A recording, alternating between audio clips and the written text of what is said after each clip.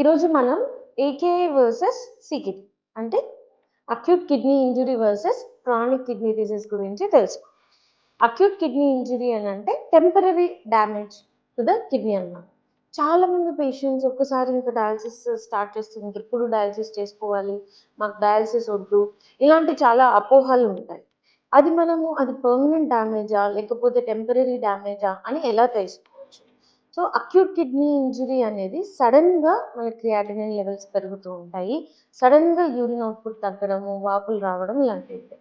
దానికి various reasons ఉంటాయి. Like ఏదైనా సెప్సిస్ కావడము, లేదు అని అంటే ఏదైనా హార్ట్ ఫెయిల్యూర్ ఏకేఐ కావడము, సడన్గా ఏదైనా పాము కాటు వల్ల ఏకేఐ రావచ్చు, పాయిజనస్ థింగ్స్ వల్ల మనకి అక్యూట్ కిడ్నీ ఇంజురీ రావచ్చు, కొన్ని పెయిన్ కిల్లర్స్ వల్ల క్రియాటిన్ రైజ్ అవ్వచ్చు.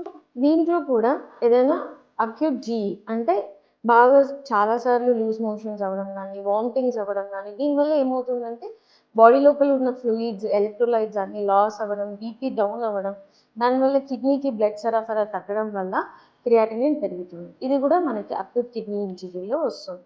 సో దీనికి రీజన్ ఏంటి అని కనుక్కొని మనం ప్రాపర్గా దాన్ని ఎవాల్యుయేట్ చేసుకొని ట్రీట్మెంట్ చేసుకుంటే ఇది మనకి 1 to 2 months లోపల మళ్ళీ నార్మల్ అయ్యే ఛాన్సెస్ ఉంటుంది.